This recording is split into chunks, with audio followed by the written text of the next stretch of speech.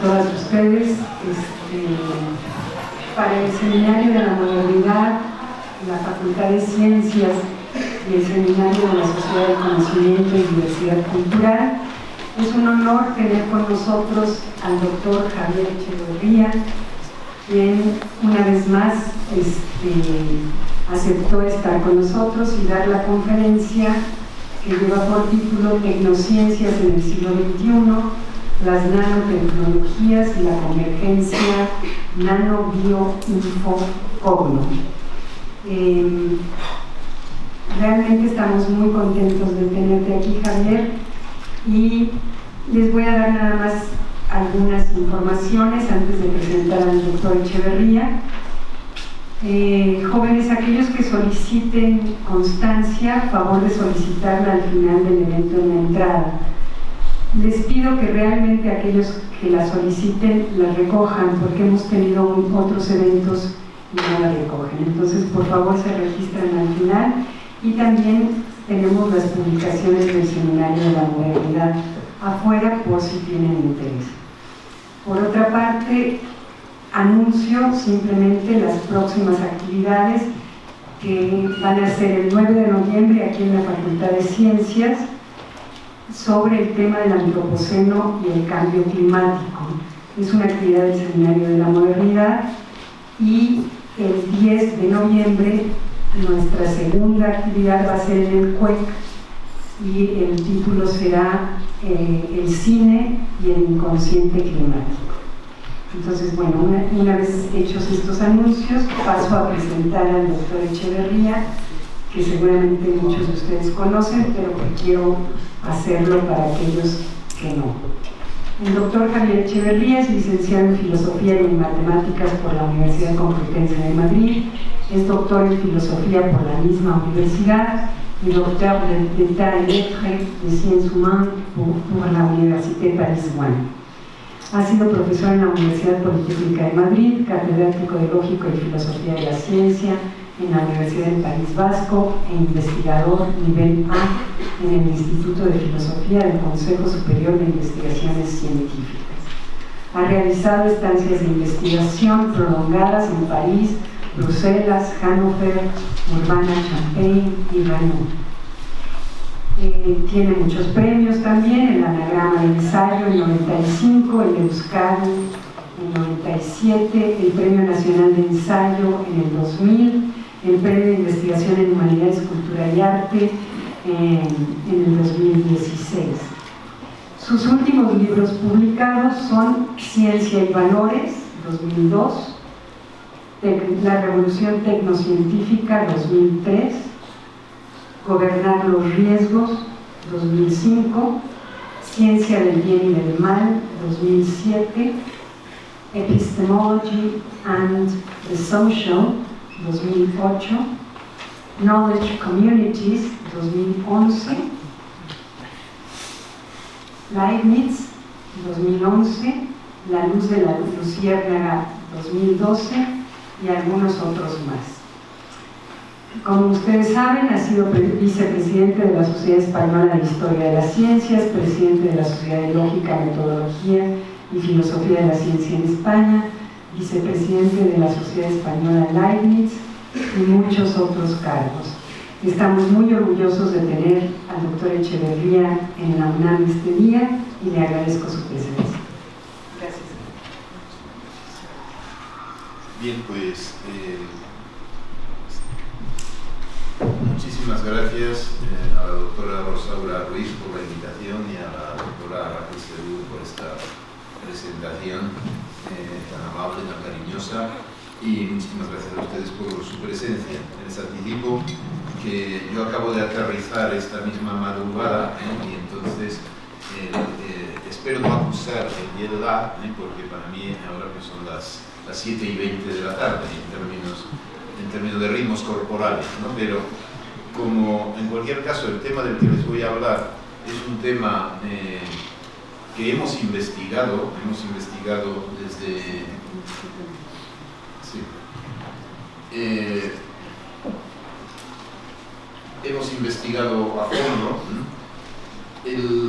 Digamos, mi charla, mi plática, tiene dos partes. Primero voy a hablar brevemente de la revolución tecnocientífica, el modo en que hemos intentado delimitar el concepto de tecnociencia. Hoy en día es un concepto habitual, pero una cosa es usarlo y otra cosa es elucidarlo, precisarlo, no tanto como definirlo, porque es un concepto en pleno desarrollo, en pleno despliegue, y por lo tanto es imposible, a mi entender, buscar una definición rigurosa, precisa, ¿no? Pero sí se puede distinguir entre ciencia y tecnociencia mediante una serie de rasgos distintivos, que es una metodología perfectamente válida para la elucidación de conceptos desde el punto de vista lógico, y esa sería la primera parte de mi intervención. También con un cierto acompañamiento, sin entrar en detalles, histórico. Como se ha dicho, yo he dedicado muchos años a la historia de la ciencia, primero a la historia de la matemática, pero luego posteriormente a la historia de la ciencia, que es inseparable de la filosofía de la ciencia, y entonces el saber, mi propuesta del año 2003 de la revolución tecnocientífica, cuáles fueron las etapas muy brevemente descritas por las cuales pasó. Esto, en la primera parte de mi exposición, quiero por lo menos dedicar un tiempo a este objetivo. Y en la segunda parte ya me centraré específicamente en la convergencia Nano-Bio-Infocogno del año 2001, o sea, el gran programa de la National Science Foundation norteamericana, y me centraré más en las nanotecnologías, aunque, digamos, pues porque hemos tenido, como digo, proyectos de investigación para estudiar precisamente la convergencia NB-IC, porque para mí es el gran ejemplo de la tecnociencia contemporánea. Por contemporánea entiendo del siglo XXI ya. Es decir que, digamos, para resumir y cerrar esta introducción, diríamos que la tecnociencia surge a partir de la Segunda Guerra Mundial, surge en los Estados Unidos de América, sin duda, pero se desarrolla con distintas fases y etapas durante la segunda mitad del siglo XX, pero a partir del año 2000-2001, cuando surge esta convergencia Nano-Bio-Infocogno, entonces se renueva y cobra un vigor enorme, ¿no? Por un motivo que filosóficamente es muy importante, y aquí me imagino que habrá pocos filósofos, pero sí muchos científicos. Y a los científicos, aunque no lo sepan ustedes, la filosofía les interesa siempre, porque diríamos, y en el ejemplo de las nanociencias, nanotecnologías, acabo de ver que esta facultad ya tiene también un edificio dedicado a las nanociencias, como es lógico que así sea, y me acaban de comunicar también que en breve está ahora mismo arrancando ya una nueva carrera sobre neurociencias, ¿no?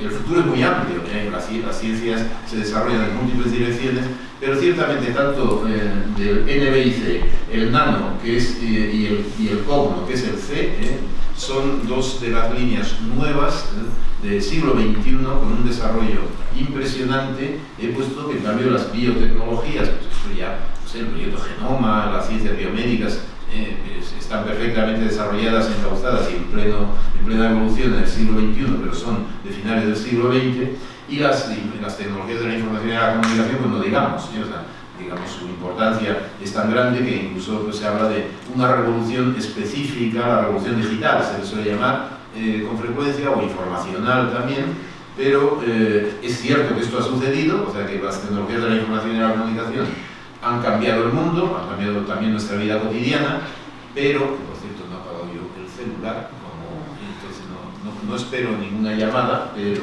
por si acaso, como las llamadas son muy costosas de continente a continente, entonces voy a ser cauteloso. Bien, entonces, quiero decir que estas tecnologías es un ejemplo obvio, ¿no? Yo estoy usando y podría usar muchas más. Es un ejemplo obvio de revolución tecnocientífica, que no es lo mismo que revolución científica en el sentido de Thomas Kuhn, pero las biotecnologías es otro ejemplo canónico de gran revolución tecnocientífica del siglo XX, el proyecto aquí ya mencionado, el proyecto Genoma, y muchos más ejemplos. O sea, habría también digamos, la alimentación, la modificación genética de las sustancias, de los alimentos, ¿no? Que es un tema enormemente difícil, complicado y polémico, ¿no?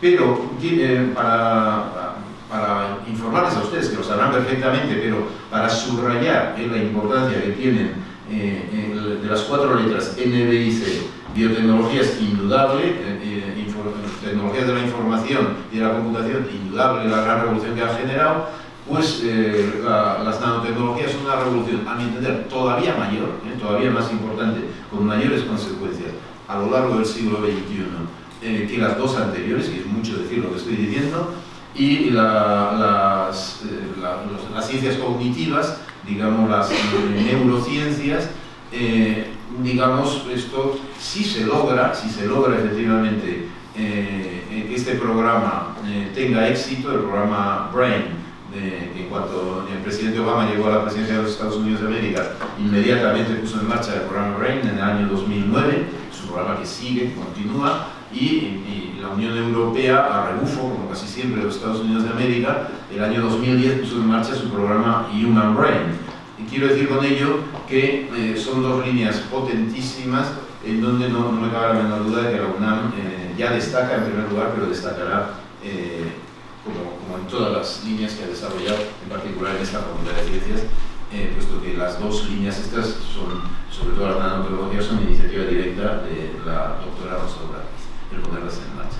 Entonces, estamos hablando de futuro, seminario de la modernidad, pero ya hablando de la contemporaneidad, o sea, de la contemporaneidad entendiendo siglo XXI, una modernidad renovada. O sea, yo no soy nada posmoderno, nunca lo he sido, nunca he creído ni en el fin de la ciencia, que eran cosas que se hablaban por los años 80, ni tampoco en la posmodernidad, independientemente de que me parece bien la crítica que los posmodernos han hecho a una cierta modalidad de racionalidad ilustrada, pero en el siglo XXI, digamos, la ciencia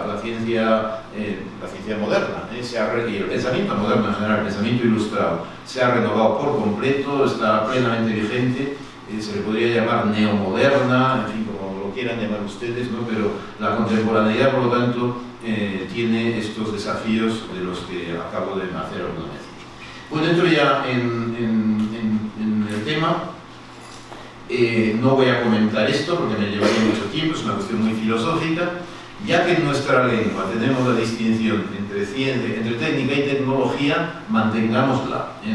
Es decir, no todo es tecnología, porque hay cientos, miles, millones de artesanos en el mundo y millones de técnicas cotidianas, por ejemplo, la técnica de cómo cocinar, por poner un ejemplo, que no es una tecnología, sino una técnica, y por lo tanto el término tecnología, como yo siempre cito a Miguel Ángel Quintanilla, se reserva para aquellas técnicas basadas en conocimiento científico, pero hay otras muchas técnicas en todas las culturas humanas, sin excepción, la técnica es constitutiva de la humanidad, del ser humano.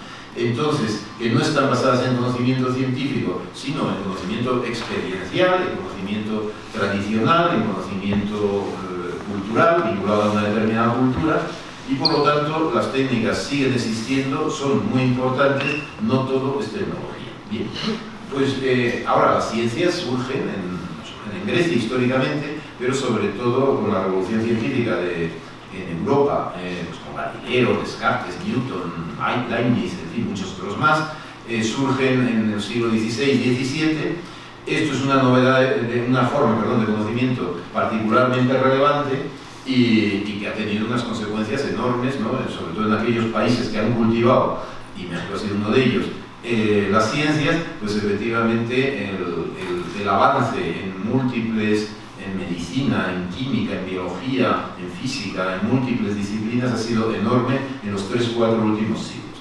Bien, dicho esto, las tecnociencias a las cuales voy a hablar no implican la desaparición de las ciencias. Esto es muy importante porque hay otros muchos autores, como no sé, pondré a Bruno Latour como ejemplo, que vienen a decir que todo es tecnociencia hoy en día. Pues no, o sea, las ciencias siguen existiendo, la tecnociencia es otra cosa, hablando con una experta internacional de fama mundial en biología evolucionista, es muy delicado hablar, pero digamos es una nueva especie que ha surgido de la ciencia, una derivación, una mutación derivada de la ciencia, pero diferente de la ciencia. Pero la ciencia no ha desaparecido, sino que ciencia y tecnociencia conviven.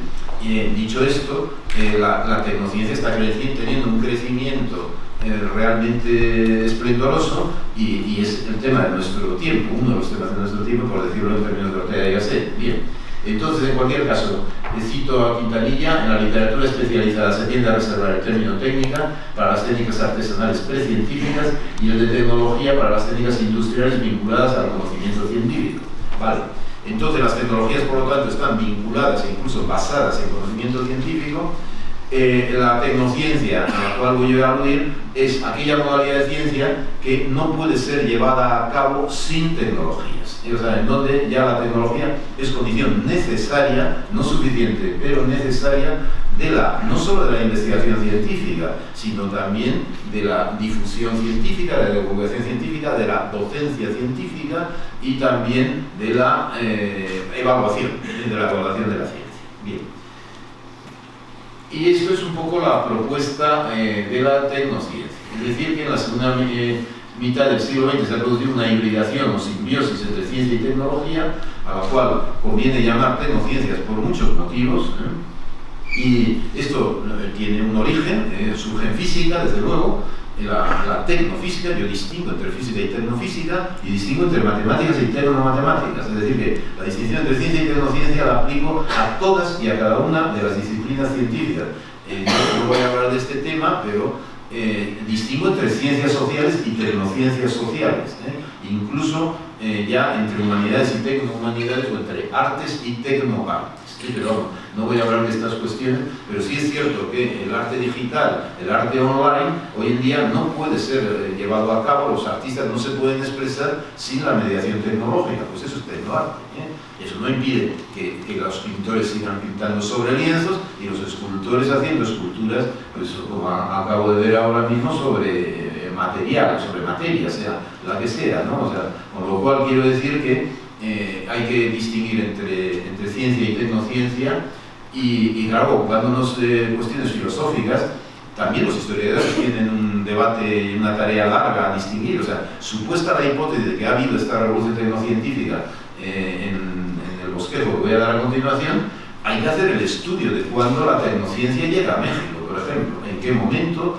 Desde luego que en astrofísica sucede, eso no cabe la menor duda. Vamos, México es una potencia mundial en astrofísica, yo la llamo tecnoastronomía, pero se le suele llamar astrofísica internacionalmente. ¿Por qué? Pues porque no es posible hoy en día investigar las galaxias, los agujeros negros, etcétera, o el bosón de Higgs y el campo de Higgs sin la mediación tecnológica. Con lo cual, digamos, si estos conocimientos han surgido es gracias a las tecnologías.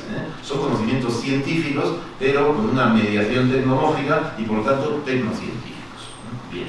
Quiero decir con ello que en el caso mío, que mi formación es de matemático, puede haber un experto en topología, que es mi rama, no tiene ni en absoluto que manejar los ordenadores, las computadoras, salvo cuando tiene que demostrar el teorema de los cuatro colores. O sea, entonces sí, las demostraciones ayudadas por el ordenador son tecnomatemáticas, pero eso no impide que los matemáticos sigan haciendo demostraciones con los medios tradicionales, y por lo tanto hay matemáticas por un lado y tecnomatemáticas por otro. Y para los historiadores de la ciencia, también para los sociólogos de la ciencia, siempre es interesante ver qué comunidades tecnocientíficas y qué pugnas hay entre comunidades científicas y comunidades tecnocientíficas. Y en el caso de los filósofos, nuestro trabajo es elucidar los conceptos, y por lo tanto se trata de distinguir entre ciencia y tecnociencia. Bueno, entonces, muy brevemente, apuntes, un bosquejo, porque yo no he hecho un estudio a fondo histórico de la cuestión, pero sí por lo menos un cierto panorama. El proyecto Manhattan, el ENIAC.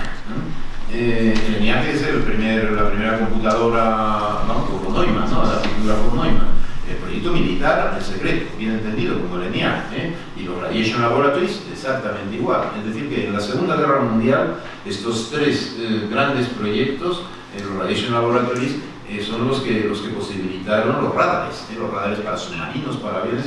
Los radares fueron decisivos en la Segunda Guerra Mundial, absolutamente decisivos.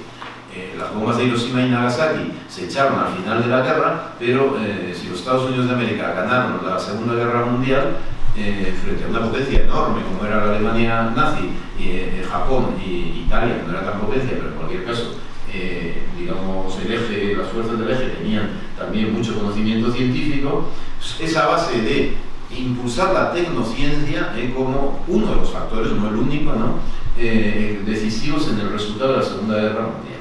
Bueno, entonces cuando termina la Segunda Guerra Mundial, Vannevar Bush, que era un gran científico, un gran físico, un gran matemático, en fin, con ideas visionarias también, ¿no? En cualquier caso, y con desempeños muy importantes en cargos institucionales en universidades prestigiosísimas, el presidente Roosevelt le pidió, con todo este conocimiento que hemos generado durante la Segunda Guerra Mundial y que es confidencial, secreto, militar, ¿qué hacemos ahora con este conocimiento? ¿Lo difundimos o nos lo guardamos para nosotros y lo mantenemos como confidencial? Entonces, Vannevar Bush hizo un informe memorable. Y bueno, para mí este Science, the Endless Frontier es el texto canónico de la tecnociencia. O sea, así como los Principia de Newton son el gran texto originario de la ciencia moderna, pues este texto, el Science, the Endless Frontier, es donde se define, sin llamarla así, pero ahí está claramente caracterizada y definida lo que es la tecnociencia. Bueno, entonces esto implica la creación de agencias federales, como la National Science Foundation, los institutos de la salud, la NASA, etcétera, etcétera. Por primera vez surge una política científica a nivel federal. Esto no lo había, es novedad radical. La política científica hoy en día parece que existe desde tiempos inmemoriales, no es cierto. La Royal Society no hacía política científica, hacía investigación científica, era una academia, pero la noción de política científica, aunque hay precedentes, como siempre, se inventa a partir del informe de Vannevar Bush, y esto se ha difundido por todo el mundo. O sea, en todos los países avanzados, en México también, claro está, surgen, no sé, quizá, no sé yo, pero una de las agencias digamos, típicas es el CONACYT, o sea, la UNAM, por supuesto, la UNAM desde siempre, antes de la UNAM cultiva las ciencias y también las tecnociencias, como es lógico, ¿no? Bien, y surge otra novedad, había muchas cosas más, la scientometría, la scientometrics, o sea, la bibliometría científica. Entonces, valga esto como ejemplo. Los procesos de evaluación hoy en día de los científicos mediante su índice de impactos, esto es típicamente tecnocientífico, típicamente, y es un muy buen ejemplo de tecnociencia aplicada a la práctica científica misma. Es decir, que la propia actividad científica, a la propia actividad científica se le aplican métodos científicos y métodos tecnocientíficos, puesto que digamos, los estudios de indicadores y los impactos se estudian hoy en día, claro está, con herramientas de computación. Bien, paso adelante, la URSS también desarrolló, la Unión de Repúblicas Socialistas Soviéticas también desarrolló la tecnociencia, pero, voy a decir muy brutalmente, perdió la batalla. Perdió la batalla tecnocientífica. O sea, digamos, lo de menos es la caída del muro de Berlín. Es completamente irrelevante. Lo importante es que la Unión Soviética no consiguió sostener la batalla económica y científica que le planteó los Estados Unidos a partir de los años 80, cuando surge la segunda fase de la tecnociencia. Y por lo tanto, es una hipótesis mía y muy aventurada, pero digamos el fin de la Guerra Fría y la victoria de los Estados Unidos de América, la victoria 50 años después, la victoria en la Guerra Fría, que es cuando se disuelve la Unión de Repúblicas Socialistas Soviéticas, es una victoria claramente tecnocientífica. Con lo cual, con esto se hacen ustedes a la idea de la importancia que le doy a la tecnociencia tal y como yo la entiendo. El CER Europa, por supuesto, desarrolla el CER europeo, la Agencia Espacial Europea, etc. Surge la Big Science, la tecnomedicina, o sea, primero la tecnofísica y la tecnomatemática. A continuación surgen las agencias múltiples propiamente tecnocientíficas, a las cuales he hecho alguna mención. Surge la tecnomedicina, surge la tecnoastronomía, el telescopio espacial Hubble, es un ejemplo canónico de tecnoastronomía. O sea, es solo porque hay un telescopio espacial que es costosísimo y que encima ha resultado extraordinariamente útil, o sea, estaba, no me acuerdo cuándo es, pero estaba previsto para 30 años de vida y todavía sigue proporcionando datos, ¿no? La inteligencia artificial es otro ejemplo. Bien. Esta es la primera fase de la revolución tecnocientífica, que ya digo, habría que estudiar también cuando esto llega a México, cuando llega a cada uno de los estados mexicanos, o cuando llega a España o a cada una de sus comunidades autónomas. La segunda revolución, en mayo del 68 no, sí, pero en el 68, en 1968, entra en crisis la ciencia militarizada.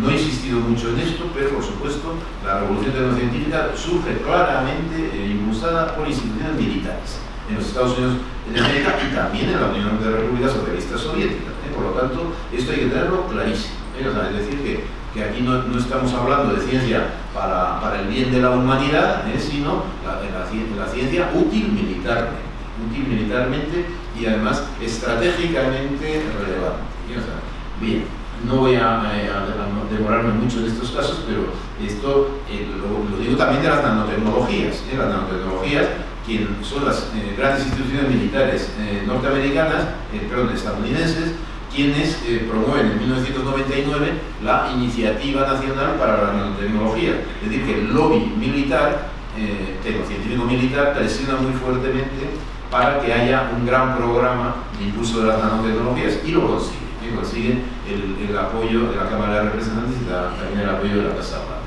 Quiero decir que incluso en las nanotecnologías y en el caso de las neurociencias, también el interés militar que tienen las neurociencias es enorme, ¿no? Con lo cual, quiero decir con ello que yo no digo que la ciencia histórica no tenga el componente aplicaciones militares. Está Arquímedes. Arquímedes se dedicaba a fabricar máquinas para defender Siracusa, de los romanos, ¿no? Máquinas de guerra, ¿no?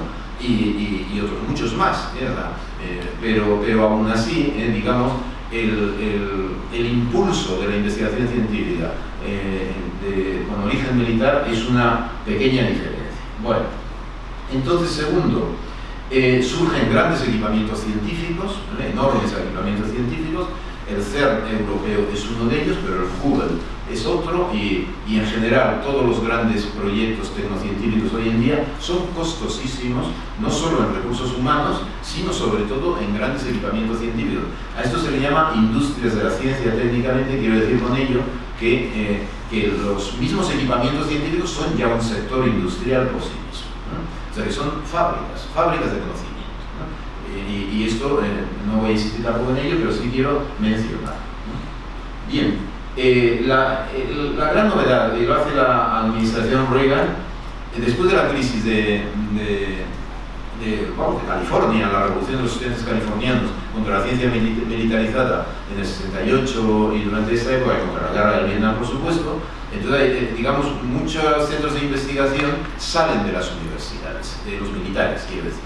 Muchos centros de investigación militar salen de las universidades por la presión de los estudiantes y de muchos docentes contra la ciencia militarizada, que es el origen de la Big Science. Bien, entonces, ¿cuándo resurge la tecnociencia? Resurge en el momento en que la administración Reagan, en 1979-80, toma dos medidas que son medidas que pueden parecer pequeñas, pero cuya consecuencia fue sistémica, y que genera ni más ni menos una segunda fase de la revolución tecnocientífica, según mis hipótesis. La primera, se puede patentar software, se cambia la ley de patentes en Estados Unidos y se permite patentar software. Entonces, había matemáticos que decían, pues hombre, si el software en realidad, en muchos casos, no es más que un teorema matemático desarrollado computacionalmente. Entonces, yo quiero patentar mi teorema, ¿no? Yo en broma siempre suelo decir que si Pitágoras hubiera patentado su teorema, vamos, hasta la propia UNAM tendría que estar cotizando, porque aquí se verifica el teorema de Pitágoras por doquier, por lo cual, y el teorema de Tales, y los matemáticos seríamos los supermillonarios, ¿no? Pero los pitagóricos tenían muy claro, y no voy a insistir en eso, aunque es un tema muy bonito, que la ciencia es un conocimiento, es un bien público, ¿no? Es un bien público, y esta es la batalla principal, ¿no? Entonces, ¿qué sucede? al permitir patentar el software, que se privatiza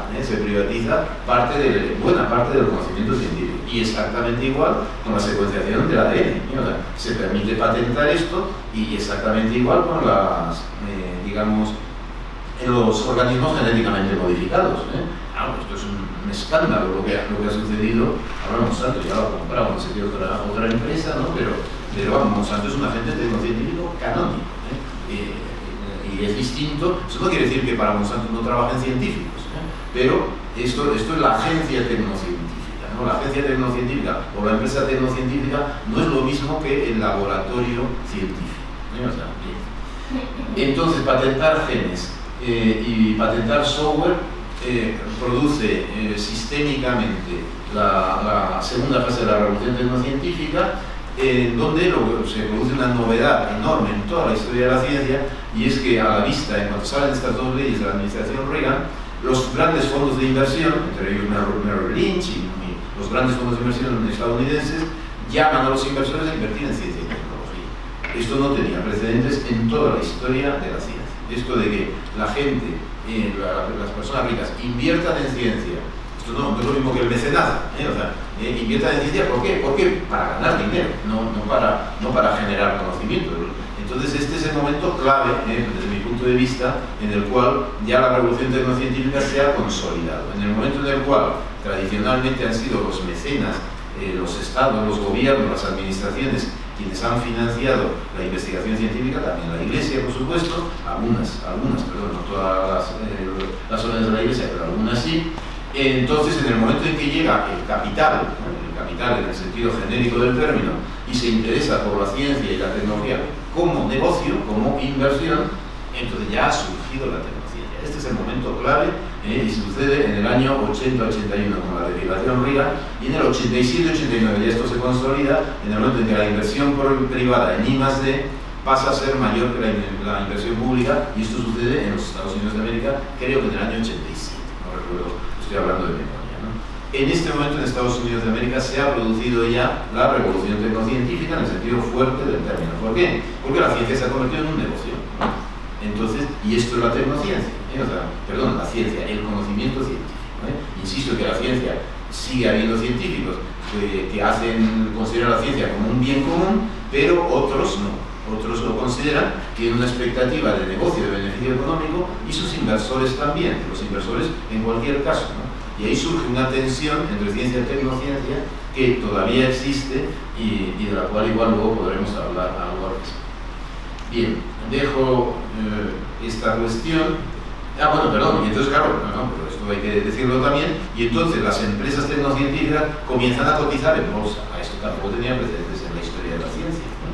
Comienzan a cotizar en bolsa y de repente en muy poquitos años las empresas tecnocientíficas superan a las empresas automovilísticas y superan también a las petrolíferas. Si ustedes miran las empresas con mayor capitalización en bolsa hoy en día, de las 10 primeras, 7 son tecnocientíficas, en mis términos, 7 de ellas. Y son, por supuesto, pues las tienen ustedes los nombres en mente, ¿no? Que son efectivamente Google, Apple, Amazon, etcétera, etcétera, por supuesto Microsoft. Y esto es tecnociencia. Ahora que las empresas propiamente tecnocientíficas sean las que tienen mayor valor en bolsa, pues claro, eso implica que llega el capital especulativo, y esto implica que por lo tanto los científicos tienen que generar novedades, titulares, innovaciones. ¿Por qué? Porque es una máquina de producción. Entonces esto es el capitalismo del conocimiento. O sea, lo que ha llegado es al ámbito del conocimiento el capitalismo, y entonces el capitalismo tiene sus reglas, tiene sus ventajas, no cabe la menor duda, pero sobre todo a nivel de salarios, etcétera, etcétera, y de equipamientos, la inversión es enorme, y efectivamente pues un científico dice, bueno, es que yo si quiero efectivamente destacar en algo, o bien trabajo en este laboratorio con este equipamiento, o no valgo nada. Y esto quienes son cargos responsables de cualquier universidad lo saben perfectamente. Es decir, que sin equipamientos la UNAM no puede ser competitiva, ¿no? Entonces, ahora, mantener el carácter del conocimiento como bien público frente a y competir a a nivel mundial con otras universidades y centros de empresas tecnocientíficas que tienen claro que el conocimiento científico es un bien privado y un bien que ha de ser rentable por encima de todo en términos económicos, esto es, digamos, la tecnociencia, por lo tanto, está siempre plagada de conflictos. Entonces esto es otra diferencia interesante en las diferencias múltiples que hay. La gestión empresarial, por supuesto, del conocimiento, la generación de los sistemas nacionales de I+D, etc. No me alargo más en esto porque yo creo que aquí tienen ustedes la caracterización de la tecnociencia, caso de que puedan ustedes leer esto, porque es muy pequeño, pero en cualquier caso, si no, esta presentación se queda aquí y la conferencia está siendo difundida por streaming, con lo cual podrán ustedes ver también estos detalles. Dejo la caracterización de la tecnociencia, insisto muy brevemente, ¿por qué no es una revolución científica en el sentido de Thomas Kuhn? Pues hay múltiples argumentos, vamos, múltiples no menos de 8 o 10, ¿no? Para distinguir entre revolución científica y revolución tecnocientífica. Uno de ellos es muy claro. Para Kuhn, las revoluciones tecnocientíficas tienen lugar en las comunidades científicas, es decir, un paradigma científico es aquello que vincula, une, que comparten una comunidad científica, ¿no? En cambio, voy a decirlo un poco brutalmente y de manera exagerada, en una revolución tecnocientífica, las comunidades científicas, como decimos en España, no pintan nada. No pintan nada. Son actores, pero secundarios por completo. Es decir, no tienen más remedio que adaptarse. Y si ahora la cosa va por el brain y el human brain, pues hay que investigar en esas líneas. O sea, ¿por qué? Porque si no, uno se queda fuera de la mainstream, porque se sabe perfectamente que los conocimientos científicos que se van a generar cuando hay fortísimas inversiones en determinadas líneas de investigación van a ocurrir, ¿no? Con lo cual, si uno quiere efectivamente no perder comba en las líneas principales del conocimiento científico, tiene que hacer enormes inversiones en estructuras, grandes equipamientos tecnocientíficos y gestionar el conocimiento y los recursos pues con valores también económicos y no solo con valores epistémicos o con valores científicos. Con lo cual, los conflictos de valores es una de las características, la más filosófica, la que yo más he trabajado, de la distinción entre ciencia y tecnología. Y habría muchas más, por mencionar otra que les puede interesar también, y es que así como Galileo dijo que el mundo está escrito en lenguaje matemático, y quien no sepa lenguaje matemático no se va a enterar de nada de cómo es el cosmos ni cómo es el mundo en general, pues hoy en día el mundo está escrito, en general, los mundos, porque hay ya muchos mundos, están escritos en lenguaje tecnomatemático, es decir, en lenguaje computacional, con lo cual o uno conoce, así como hace de finales del siglo XX, todas las ciencias, sin excepción, incluidas las ciencias sociales y también las humanidades y también las artes, se han ido computacionando, si vale el término, ¿no? O sea, se han ido haciendo computacionales. Eso no quiere decir que no siga habiendo artistas, o que no siga habiendo humanistas, o que no siga habiendo científicos sociales, pero las tecnologías de la información y de la computación y de la comunicación son condición sine qua non, requisito necesario para cualquier tipo de actividad investigadora y creativa. Bien, entonces emergen por lo tanto las agencias, las empresas tecnocientíficas y bueno, pues paso ya, perdón, no lo he dicho, pero le he dedicado yo mucha atención a estos dos temas de los cuales no voy a hablar hoy, que es la emergencia de los sistemas nacionales y regionales de innovación.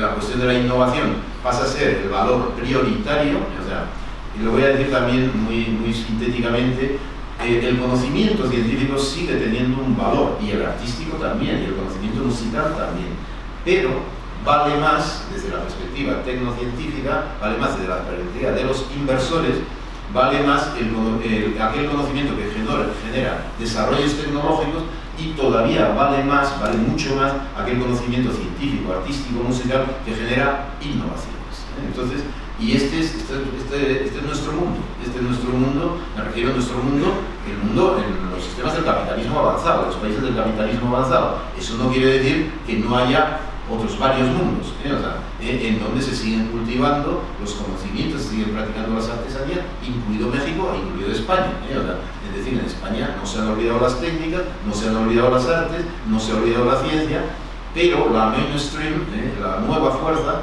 el capitalismo del conocimiento y el capitalismo informacional va claramente en las direcciones que les estoy resumiendo muy brevemente. Bien, y el segundo ejemplo es las TIC, las tecnologías de la información y de la comunicación, de las cuales no voy a hablar, pero esto ha dado lugar a la emergencia de una tercera dimensión de la realidad, o sea, yo lo llamo el tercer entorno, el mundo digital se le suele llamar. O sea, tenemos por un lado el campo, por otro lado la ciudad, incluidos los estados, y por otro lado Internet, la globalización, etcétera, etcétera, y eso ya es un nuevo mundo perfectamente consolidado en el cual, y eso es producto de la tecnociencia, directamente además es producto de la tecnociencia. Sin las tecnociencias de la información y de la comunicación no hubiera surgido ni Internet, ni las redes financieras, ni las redes militares tecnocientíficas, ni otras muchas tecnologías derivadas. Bien, paso ya a la segunda parte de mi exposición y les voy a hablar del programa NBIC también muy brevemente porque no prefiero digamos hacer una cosa panorámica y en todo caso luego en el diálogo, en el debate podría volver sobre algunas de estas cuestiones que estoy proyectando por si a alguno de ustedes les interesa y quieren luego que las comente más específicamente. Bien, ya he dicho que la National Nanotechnology Initiative es militar. Segundo, esto da lugar a un gran simposio en el 2001, en donde, de los ponentes, de los 150 expertos que hubo en este gran simposio, sí, o congreso, de Converging Technologies for Improving Human Performance, más de 70 de los 150, 180 viene el listado, en ese informe que les pongo, eran militares, militares o de empresas militares. Y por lo tanto esto muestra claramente, por supuesto que había científicos, que había tecnólogos, que había expertos en software, expertos en genética, etcétera, etcétera, pero el interés militar del programa Nano-Bioinfocomno era fundamental, hasta tal punto que uno de los objetivos era como el de Vannevar Bush, mantener la supremacía militar de los Estados Unidos de América en el mundo. Esto era objetivo en Vannevar Bush y sigue siendo objetivo en el programa NBIC de los Estados Unidos de América. Bien, eso no quiere decir que no haya tenido éxito inmediatamente. Casi todos los países, como digo, con capacidad para desarrollar programas similares lo han hecho. O sea, lo hizo Canadá, lo ha hecho Sudáfrica, lo ha hecho China, lo ha hecho la Unión Europea y así sucesivamente. O sea, por lo tanto, digamos, el Converging Technologies for Improving Human Performance es la locomotora de la tecnociencia contemporánea, la locomotora. Eso no quiere decir que no haya otros movimientos y otras líneas, pero desde luego claramente su empuje es impresionante. Bien, el objetivo concreto, el objetivo general era hacer converger las cuatro tecnociencias, en mi término, importantes, las nanotecnologías, las biotecnologías, las tecnologías de la información y las ciencias cognitivas, y el objetivo concreto era mejorar las capacidades humanas a nivel individual, grupal y social mediante tecnologías innovadoras. Es decir, que el objetivo del NBIC ya no es la naturaleza, ni es el universo, ni siquiera los genes, o sea, para estudiar la evolución, sino es claramente ya el ser humano y la sociedad. Es decir, NBIC está diseñado para transformar en una determinada dirección a las personas y a las sociedades. Y en eso estamos. O sea, yo, para que lo sepan ustedes, hoy no voy a hablar de esto, pero yo ya hablo de tecnopersonas y de tecnosociedades. O sea, y esto, a mi entender, ya son realidades, no son especulaciones, ¿no? Sino que son cosas, nuevas entidades, ahora me pongo filósofo, nuevas entidades, o sea, ha cambiado la ontología, lo tecno, ha generado nuevas modalidades del ser.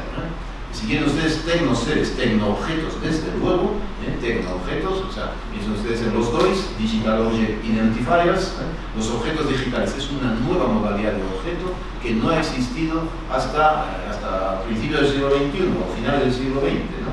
Exactamente igual, las tecnopersonas es algo nuevo, novedoso, una nueva modalidad de persona en la cual nosotros estamos involucrados, no digo todos, o sea, cada cual es libre, o sea, uno puede seguir siendo persona, persona física o persona jurídica, ¿no? Pero bueno, pues entiendo yo que de la UNAM van a surgir tecnopersonas entre sus licenciados y sus graduados necesarios. Bien, entonces, aplicaciones, ya bueno, ustedes, aplicaciones en el 2001, o sea, del 2001 para acá ha llovido mucho y entonces hay otras muchas aplicaciones al respecto.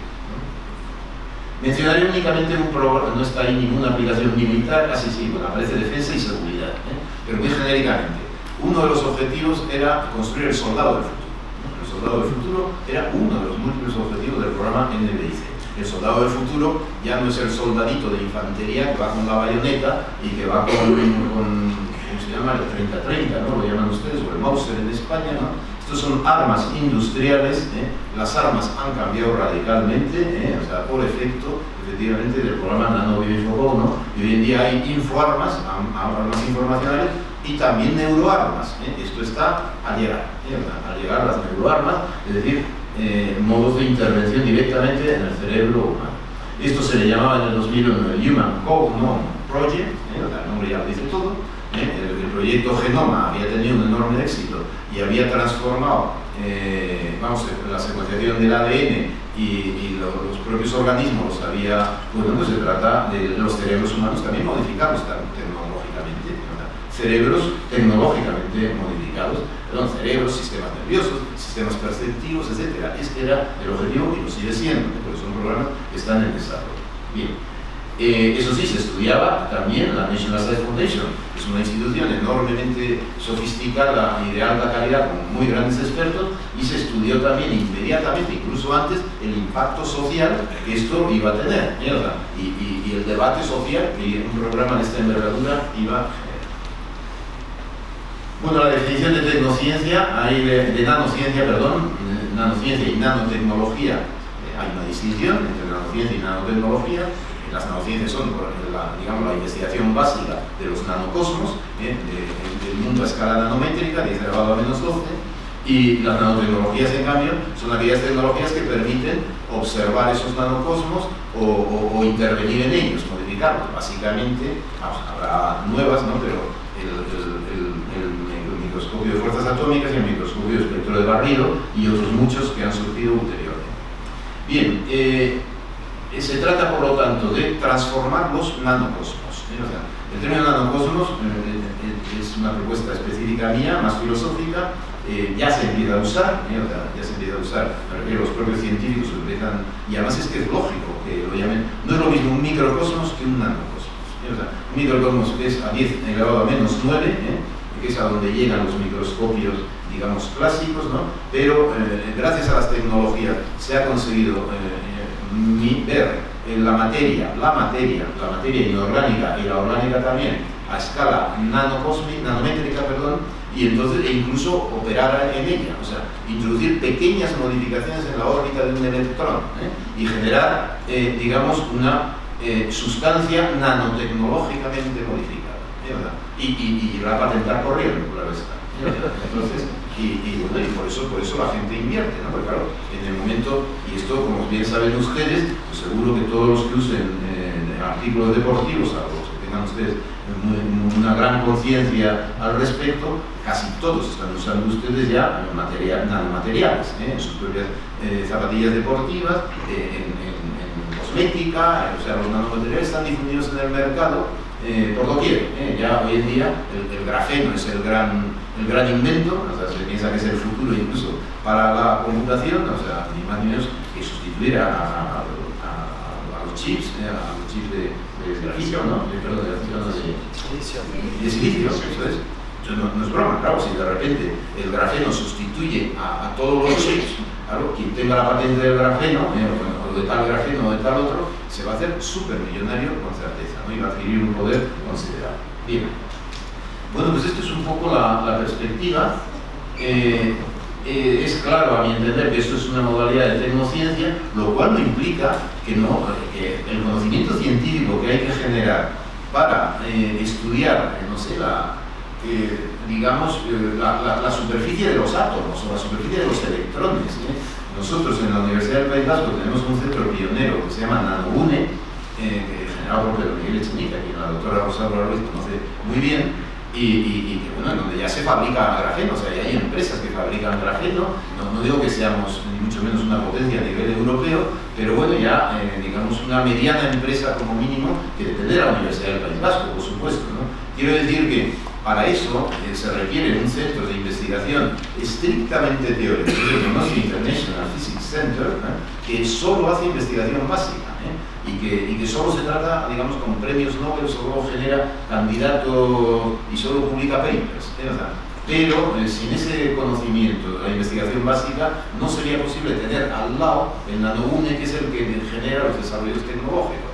Y luego a continuación las empresas vascas o de otros países europeos generan finalmente las innovaciones y las comercializan. Bueno, pues este es lo que es un sistema local de innovación. Es local de innovación, pero es un sistema pequeñito, pero potente, que funciona bien. Bueno, entonces, a esto se le llamaba ya en el 2001 la nueva revolución industrial. El apoyo de los gobiernos ha sido considerable. Implica, no voy a entrar en ello, educar ya para la convergencia nano-bio-infocom, ¿no? Me acaban de explicar ahora mismo que la titulación de neurociencias aquí, pues, lógicamente va a ser interdisciplinaria, y cómo no, es imprescindible. ¿Por qué? Porque la propia investigación y la disciplina es ya interdisciplinaria. Quiero decir con ello que la revolución tecnocientífica se está llevando por delante, y se va a llevar por delante, la propia división entre las disciplinas que se remonta al medievo europeo, ¿no? Y progresivamente la convergencia tecnológica, la convergencia entre disciplinas científicas, incluidos artistas, incluidos divulgadores de la ciencia, incluidos juristas, incluidos expertos en ciencias sociales, son indispensables para cualquier agencia tecnológica. Bien, todo esto, por supuesto, está la cuestión de los riesgos, de la cual no voy a hablar, salvo en el diálogo si a ustedes les interesa, pero vamos, que es un tema súper investigado, nosotros mismos lo hemos estudiado. El libro de Gobernar los riesgos ya había el tema de las nanopartículas libres, y estas nanopartículas libres, claro, están encerradas en corralitos cuánticos, como les llaman técnicamente, ¿no? Pero si se escapa una nanopartícula libre, por supuesto nos atraviesa el cuerpo y no nos enteramos de nada, son como los neutrinos, ¿no? O más pequeños incluso que los neutrinos. Esto ya tengo la duda, esto los físicos lo sabrán, ¿no? En cualquier caso, quiero decir que las nanopartículas son, ni se ven, ni se sienten, ni se notan, O sea, claro, precisamente como armas son extraordinarias, O sea, a cualquier militar se le ocurre esto, ¿no? O sea, en lugar de dejar huellas con las balas en el cuerpo, digamos una buena nanopartículas a lugares sensibles y ya está, y tan contento sin dejar. Estoy exagerando porque huella se deja, pero en cualquier caso es una nueva tecnología de enorme militar en este caso. Bien, lo llaman el nuevo renacimiento. Claro, todo esto, como siempre la tecnología, no lo he dicho, requiere un marketing. Requiere un marketing, ¿por qué? Porque hay que vender en el mercado a continuación. O sea, hay que visibilizarse en el mercado. Da igual, en el mercado científico, de Thomson Reuters o de Scopus, etcétera, etcétera, que al fin y al cabo es intentar visibilizarse tanto como persona, como grupo o como universidad, estar en las clasificaciones mundiales, en las más prestigiosas, como es el caso de la UNAM.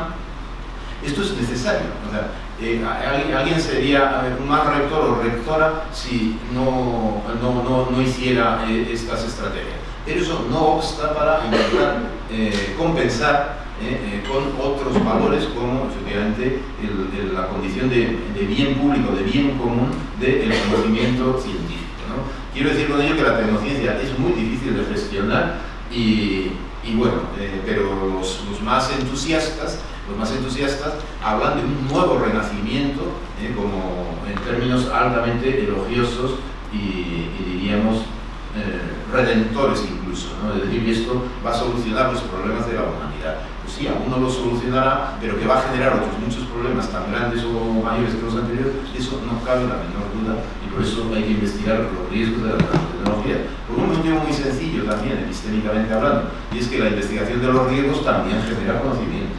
Entonces el ABC, o sea, no solo hay que investigar las oportunidades, sino también los riesgos, y si se trata de generar conocimiento científico, hay que hacerlo. Bien, esto es el objetivo, no voy a comentarlo. Hombre, sí voy a mencionar que esto es mío, lo de los tecnocuerpos. Los tecnocuerpos son equivalentes a los cyborgs de Donna Haraway. Las tecnopersonas es otra cosa. O sea, las tecnopersonas, una cosa es el tecnocuerpo, que es mi propio cuerpo, me va a hacer falta dentro de muy poquitos años, lleno de chips en el cerebro, porque perceptivamente, en los huesos, o sea, digamos, seremos un híbrido entre múltiples tecnologías que incrementarán las capacidades, o las discapacidades en este caso, progresivamente. Y eso es el tecnocuerpo. O sea, el tecnocuerpo es una hibridación. Yo llevo gafas, pero esto es de la ciencia moderna, ¿no? O sea, esto es de Newton, ¿no? De la óptica de Newton, desde donde procede la teoría óptica, ¿no? Pero claro, en el momento en el cual no solo llevemos los celulares, las tarjetas de crédito, sino ya tengamos los chips en el cerebro, en el riñón, cada cual en su órgano correspondiente, eso es el tecnocuerpo. Bien, la tecnopersona es otra cosa, y ya digo que no voy a hablar, porque ya es una entidad social la tecnopersona, ¿verdad? Y no solo corporal. Bueno, entonces, en cualquier caso, los tecnocuerpos ya ven ustedes que lo decían ya en el 2002 con toda claridad. O sea, que el cuerpo humano será más duradero, más sano, más energético, más fácil de reparar, en afán de reparar el cuerpo humano, no directamente, o sea, el lenguaje es el lenguaje, ¿no? Y más resistente a todo tipo de estrés. En fin, ya ven ustedes que íbamos a... esto es el transhumanismo hoy en día. El transhumanismo es una derivación clara de este tipo. De hecho, Rocco, que es uno de los dos autores de estos informes, es Rocco Benedict, uno de los dos, creo que Rocco es sociólogo de la ciencia, el otro es físico, es un transhumanista declarado. Es decir, están a favor, no sé qué dirá la biología evolucionista, supongo que no, que va a surgir una nueva especie superior a la de los seres humanos, que será a partir de la inteligencia artificial. Y los más dementes los más predicadores, que son vendedores y hacen marketing, como Kurzweil, por ejemplo, ya incluso ponen fecha para el 2035 la singularidad tecnológica.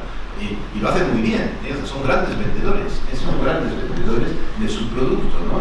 Y bueno, eso sí, hay que esperar, como todavía, hay que esperar a que avance el conocimiento para que la inmortalidad, hay que criogenizarse, y hay que pagar la criogenia durante 10, 15, 20 años o 50, 100 años hasta que uno resucite, ¿no?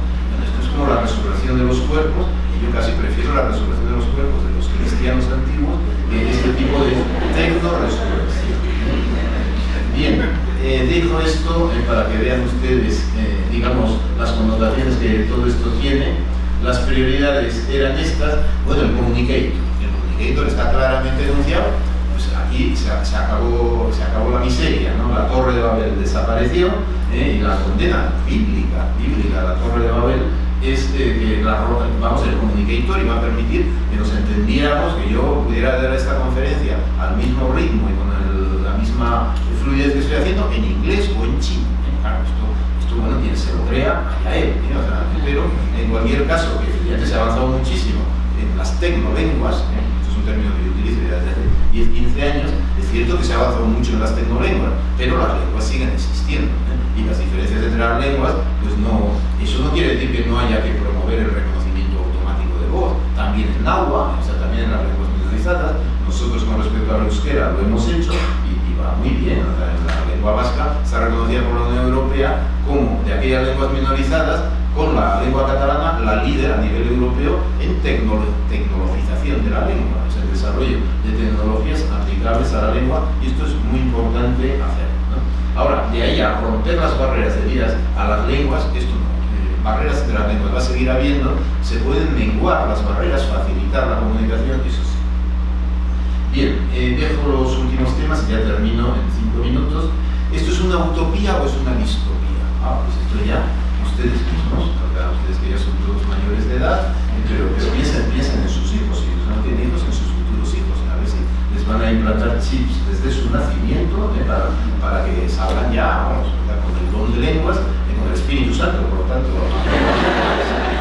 y por lo que diríamos, esto lo llamo yo, pleno espíritu. No quiero ofender en absoluto a quienes tengan creencias religiosas. Una cosa es el Espíritu Santo y otra es el pleno espíritu. No, porque el Papa Francisco, yo estoy muy a favor del Papa Francisco, y a él le inspira el Espíritu Santo, mientras que el pleno espíritu es otra cosa. A mí me presenta mucho más. Bueno, en cualquier caso, yo no creo que la la humanidad vaya a ir en esa dirección, en la dirección del transhumanismo, insisto en ello. Quiero decir con ello, y esto sí lo digo y además lo mantengo, que en cualquier empresa tecnocientífica el departamento de marketing es más importante ya que el departamento de investigación, de I+D, en términos reales, o sea, es más importante el marketing de las investigaciones que uno haya hecho que la investigación misma. Y si hace falta, se cambian las noticias, no digo que se mienta, ¿no? Sino que se hace una publicidad creativa, un neuromarketing, de tal manera que esto sea impactante. Bien, y tercero, la metáfora del cerebro interconectado, que es una metáfora que subyace por doquier al informe NDIC. O sea, este es el objetivo en realidad, o sea, los cerebros interconectados, ¿no? Entonces nos comunicaremos, es el tecnoespíritu, o sea, que es así, de eso se trataba, ¿no? Entonces, por lo tanto, esta metáfora que mucha gente defiende, o sea, que mucha gente defiende, gente bien intencionada, es porque no han reflexionado suficientemente sobre las consecuencias de las metáforas. Otra de las metáforas, como bien sabe la doctora Rosaura, que yo ataco sistemáticamente es la de la nube. La de la nube, vamos a ver, la nube genera huracanes, como bien saben, digamos, en el Caribe, ¿no? O sea, bueno, digamos, es una metáfora aparentemente muy bonita, pero que lleva, no voy a hablar de ese tema, a las universidades, por ejemplo, que se adscriben a la nube, pasan a tener una dependencia total de las empresas tecnocientíficas que dominan los sistemas TIC correspondientes y pasan a estar en las nubes, dicho en términos castellanos. O sea, no se han ido a la nube, sino que no se enteran de por dónde va el mundo, y lo importante es mantener la autonomía universitaria, porque efectivamente las universidades y su autonomía es condición sine qua non para que pueda mantenerse algo del conocimiento científico como bien o bien público. Bien. Bueno, dejo, ya ven ustedes que lo del tecnoespíritu estaba, y esto, pues, si quieren ustedes no dormir esta noche, se miran ese link donde estos señores de la singularidad tecnológica les hablan de maravillas extraordinarias, ¿no? Pero que luego les van a generar pesadillas por la noche. Bien, aquí hay otras citas de Goodbye. Goodbye es el director de investigación de Google. No estamos hablando de ninguna persona trivial ni irrelevante, o sea, pero digamos, y que Google tiene una influencia en nuestro mundo. No sé yo cuántos habrá aquí, será no más de un 10% que no usen Google probablemente, ¿no? O sea, entonces, bueno, en cualquier caso, les dejo esas citas, no me da tiempo de comentarlas. Más citas sobre el cerebro humano, y con esto pues ya ven ustedes cuál es mi orientación. Vamos a ver, termino ya con una consideración ya estrictamente filosófica. O sea, lo que se ha descubierto en el sentido literal del término, se ha descubierto una nueva escala de la realidad, una nueva dimensión de la realidad gracias a las nanotecnologías. Se ha descubierto que hay nanocosmos, y encima que debajo de esos nanocosmos todavía queda muchísimo por investigar y por explorar, con lo cual, tanto la física como la biología, una célula son 100 nanocosmos, más o menos, tengo entendido, ¿no? Es decir, ya es un objeto, una célula es bastante grande, ¿no? O sea, es como este lápiz, ¿no? O sea, esto pues tendrá 20 centímetros, ¿no? Entonces una cosa de 100 centímetros para 1 centímetro se puede mirar ya con detalle, ¿no? Pero ya cuando vamos a los electrones, a las moléculas, ya estamos en 1 nanómetro, 2 nanómetros, pero por debajo todavía, por debajo, como dijo el premio Nobel, que el nombre no me viene ahora, a fondo hay sitio, o sea, es decir, para la física y también para la biología. Bien, ¿qué sucede en el caso del cerebro humano y también en el caso de los organismos en general? Que buena parte de los procesos químicos y eléctricos también tienen lugar a escala nanómetro.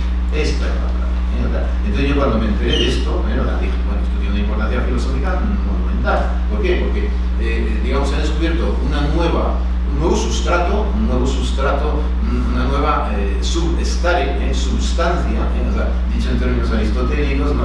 Que está por debajo de los organismos, por debajo de nuestras células.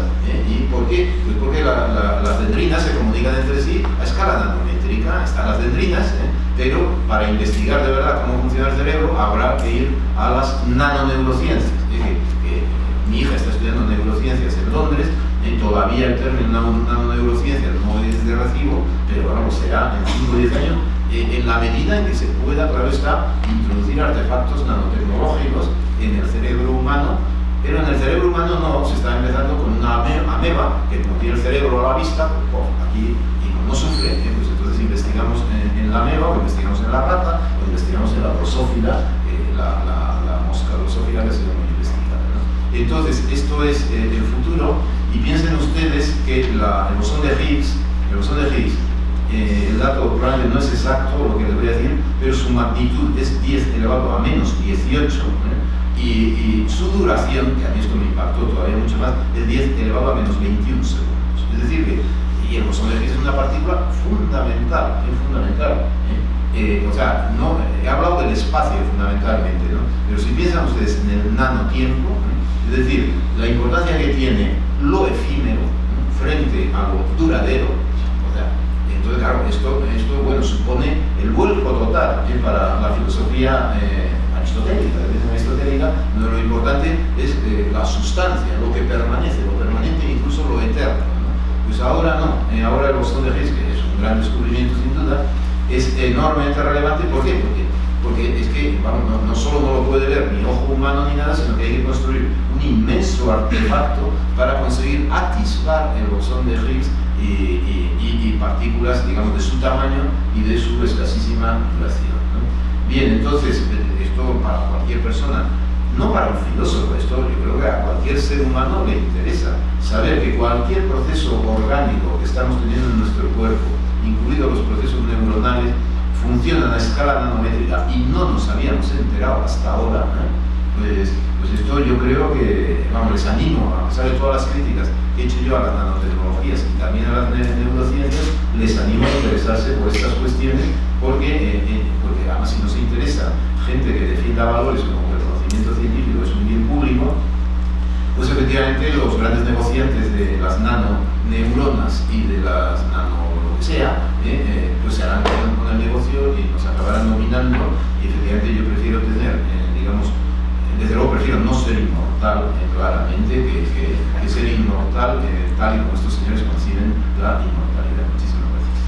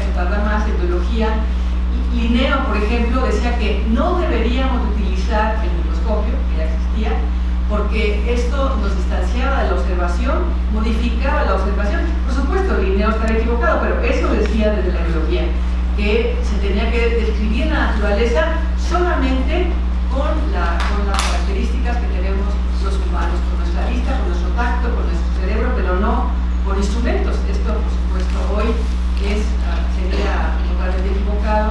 En biología también se usa usan instrumentos súper desarrollados. También se puede hablar, como ya lo dijo él, de una biotecnología, de una tecnociencia, donde se aplica el conocimiento biológico. Pero sí me interesaría mucho en un grupo como el que está ahora aquí presente, que se entienda también que aplicar la ciencia es algo fundamental, o sea que no niega nada de lo que dice Javier. Es importantísimo, o sea, en la facultad fundamentalmente hemos estado dedicados a formar a nuevos científicos que tienen que ver con la docencia y con la investigación en el sentido que él ha estado definiendo como ciencia, o sea, no como tecnociencia, sino como ciencia. Esa ha sido la función de la facultad, esa ha sido nuestra orientación. Pero a mí sí me parece, y hemos empezado a insistir en ello, que también los científicos tenemos que aprender a aplicar la ciencia, a aplicarla para resolver los grandes problemas, en el caso nuestro, de México, de nuestras comunidades con menor posibilidad de desarrollo. Tenemos que buscar cómo beneficiar a la mayor parte de la población de México y, por supuesto, cómo aportar conocimiento al desarrollo de la ciencia mundial. Pero no me gustaría que se fueran con la idea de hay una ciencia que es la buena, que es la que descubre conocimientos, y hay otra que es la tecnociencia, que es la que se aplica para hacer negocio. O sea, creo que esto es importante, no es que lo haya dicho Javier, pero sí es una tradición de la facultad el pensar en que aplicar la ciencia no es lo que nos toca a los científicos, y yo creo que ahí discreparía de esta visión. Hace poco me encontré con el científico que trabajó para demostrarle a los Estados Unidos que el aguacate mexicano no transmitía una mosca que es muy dañina, un parásito que es muy dañino, y que impedía la exportación de aguacate mexicano, particularmente de Michoacán, pero no solo, a Estados Unidos. Y él, como entomólogo, él demostró que era imposible que una mosca, la mosca que parasita a los aguacates, que ovipositara en esa cáscara que tiene, por ejemplo, el aguacate Hass, que seguramente conocen todos porque en sus casas lo compran, del aguacate que tiene una cáscara dura, que es el que se exporta a Estados Unidos. Él hizo un gran beneficio a México, porque naturalmente los países requieren de exportar para tener divisas, y ojalá en México sea un país que no solo exporte petróleo, sino que exporte otros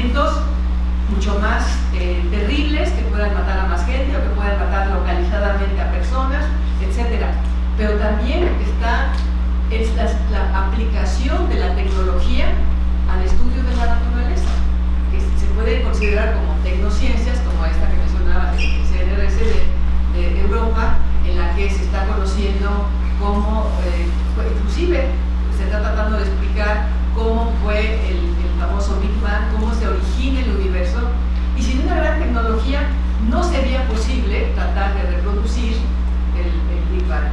O lo mismo el desarrollo de los estudios de genética. Todo lo que se ha hecho en genética, por ejemplo, esa posibilidad que ustedes vieron hace poco cuando se señaló que había un niño que era producto de 3 padres. ¿Se acuerdan? Bueno, es absurdo hablar de 3 padres. Aquí lo que ocurrió es que una mujer donó sus mitocondrias, seguramente, no sé si todos lo sepan, pero las mitocondrias se transmiten solo por la vía femenina, solo los óvulos tienen mitocondrias. Espermatozoides no tienen mitocondrias. Y esta mujer que quería tener un hijo sano, sin un problema en los genes de mitocondria, que es la estructura que produce la energía en la célula, es la estructura que respira para obtener la energía. Digo, hablo así porque aquí hay matemáticos y físicos que no necesariamente saben o se acuerdan de tanto de su biología. Pero esos organelos, las mitocondrias, tienen los genes para hacer esa función de la respiración celular, que implica la producción de energía a partir de glucosa, por ejemplo. Entonces, una mujer dona un óvulo, se quita su núcleo, el núcleo donde están el 99%, 99.8, algo así, de los genes de un individuo, y la otra mujer aportó algo así como el 0.2 de los genes de la nueva persona. Pero ese 0.2 implica, ya les dije, genes de una mitocondria, que es la célula, el equipo de la maquinaria celular que produce la energía. Y entonces dona eso, y el núcleo de la mujer que tiene las mitocondrias mal se inyecta en la célula, en el óvulo de la persona que tiene las mitocondrias bien, pero ya sin núcleo, etc. Y después este óvulo se fecunda un espermatozoide del padre del niño. De manera que no se puede hablar de 3 padres, pero sí de un reemplazo de genes que están defectuosos. Esto me parece una maravilla, que la gente pueda decidir eso. Y hace poco una alumna mía me decía, bueno, a lo mejor después las lesbianas, los gays podrán tener hijos como ellos quieran. Sí, claro que yo sí creo que se va a poder, y se podrá hacer trasplante de núcleos, en fin. Sí, efectivamente va a haber una tecnoreproducción. De hecho, ya hay libros que se llaman El fin del sexo, cuando no se requiera el sexo para algo de lo que fue inventado, una parte de lo que fue inventado por la naturaleza, que fue la reproducción. Evidentemente, no es ni siquiera su función más importante, la de la sexualidad. Pero bueno, todo esto es posible. Los trasplantes de órganos, las prótesis que se hacen ahora, que se elaboran por ejemplo, en impresoras 3D. Puedes hacer una parte de un hueso que una persona requiere y se puede hacer con la precisión que tiene una computadora y hacer un órgano, una parte de un hueso, etc. Entonces, estas son cuestiones que hay que analizar también. Y yo creo que ¿cuál sería el reto, Javier? O sea, ya todos ustedes lo planteo. El reto es un sistema que permita que todos los beneficios que genera el conocimiento científico, humanístico y artístico sea un bien común y que beneficie a todos los humanos. Ese es el gran reto. No, o sea, porque las tecnociencias ahí están, el negocio ahí está, la resolución de los problemas, por ejemplo, del cambio climático, la forma en la que podríamos lograr que ese desarrollo que hemos hecho sobre el planeta, ese desarrollo que ha implicado que mucha gente tenga mejores condiciones de vida. Por ejemplo, yo siempre señalo, a China se le cuestiona hoy porque está contaminando sin duda de una manera tan importante como Estados Unidos. Nada más que China está cambiando la historia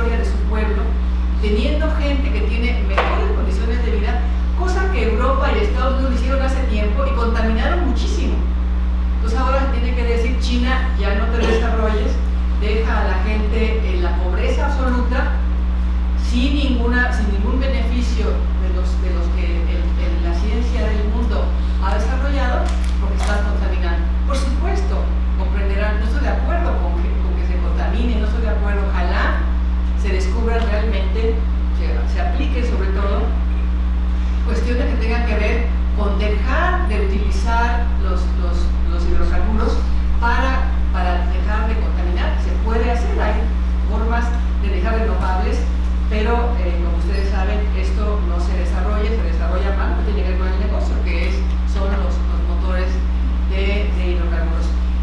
Pero es justo que se hayan desarrollado los países de Europa, que tengan todas las condiciones para tener vidas dignas, adecuadas, con la tecnología de la salud, con la tecnología de la alimentación, con la tecnología de la educación que se requiere para tener gente educada, gente sana, etc. Y que los pueblos como los latinoamericanos, más todavía menos desarrollados los africanos, y como por ejemplo a China o la India, ya no se puede desarrollar por contaminar. O sea, hay que analizar bien las cuestiones y hay que ver, porque tiene mucho que ver la ideología que tenga, por ejemplo, un gobierno. No es lo mismo un gobierno comunista que un gobierno fascista, que un gobierno populista, etc. No es lo mismo. Un gobierno que se preocupe por la gente tendría que ser alguien que esa tecnología la utilizara para desarrollar, para mejorar las condiciones, que es lo que ha pretendido la ciencia. La ciencia ha pretendido mejorar las condiciones de vida de los humanos. O sea, entender el mundo, entender la naturaleza, por ejemplo, entender las universidades de la biología para mantenerla, para conservarla, pero también para utilizarla para beneficio de la gente, en este caso que hablo de México, de este país. En este país hay gente que tiene condiciones como las que tienen en África, en lugares de Chiapas, en lugares de Guerrero, en lugares de Oaxaca. Hay una pobreza enorme y eso se podría resolver con el desarrollo de la ciencia, con la aplicación del conocimiento científico a la resolución de problemas. Y no solamente me refiero a las ciencias naturales, a la biología, a la física, a la matemática, me refiero por supuesto a las ciencias sociales también, a la filosofía.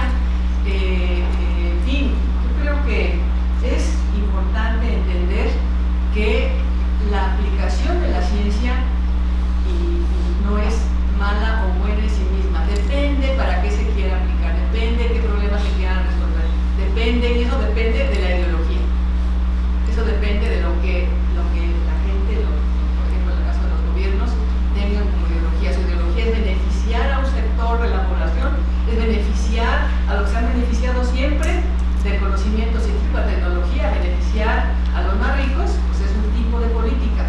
Si se quiere beneficiar a la población en general y particularmente tomar en cuenta a la gente que tiene menores condiciones, que tiene más dificultades para desarrollar su vida, que tiene dificultades para alimentarse, para vivir, para educarse, etc., sería otra forma.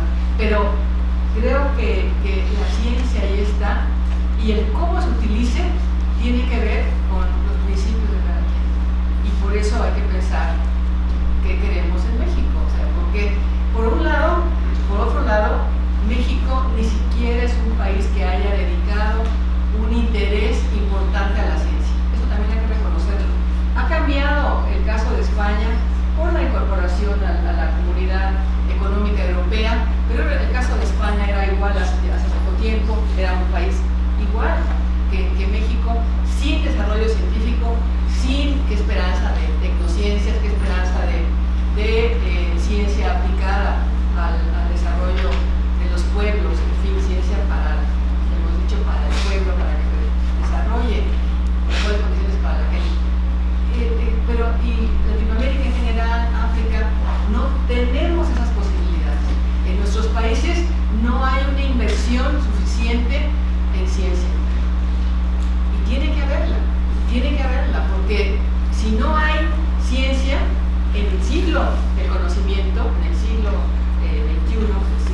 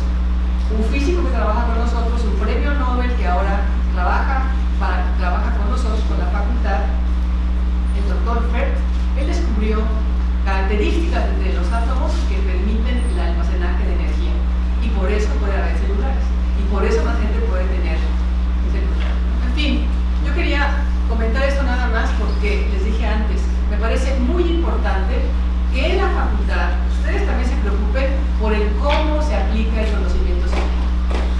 No solo cómo se produce o cómo se enseña. Cómo aplicarlo es fundamental también. Muchas gracias.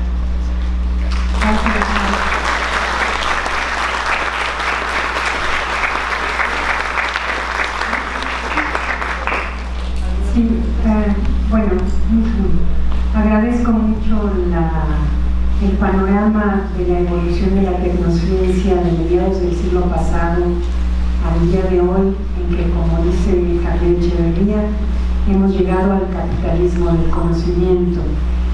Y como sabemos, el fundador del Seminario de la Modernidad lo dijo mucho en sus libros, que siguen sumamente vigentes, esta modernidad del capitalismo salvaje tiene dos vertientes, ¿no? Por una parte, esta que nos lleva a cúspides tan interesantes en el desarrollo tecnológico y científico, y la otra que muestra sus crisis, como sería esta cuestión del cambio climático que vamos a tratar en la sesión del 9 de noviembre. No voy a seguir tomando la palabra, solamente señalo esto y doy las gracias a los dos ponentes, al ponente y a la comentarista por sus valiosos comentarios, y abro la sesión a preguntas que tengan ustedes para ambos. ¿Sí? Hola, buenas tardes. A mí me gustaría saber cómo impactan los procesos de la ciencia abierta a la tecnociencia, ¿no? En esta idea de que la tecnociencia parece basarse en la privatización del conocimiento. Entonces, ¿no parecería un poco contradictorio hablar de ciencia o de conocimiento como bien común y de tecnociencia al mismo tiempo? ¿Cómo valora estas tensiones que hay?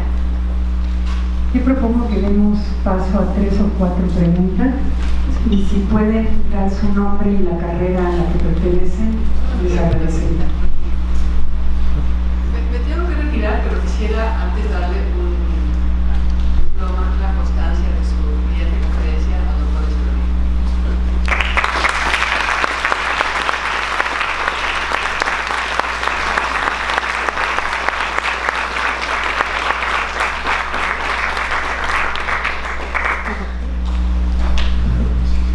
Sí, allá atrás, por favor.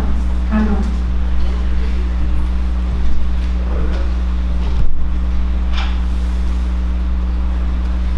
Bueno, mi nombre es Margarita Hernández, físico egresado de esta facultad, profesora de CCH en Naucalpan.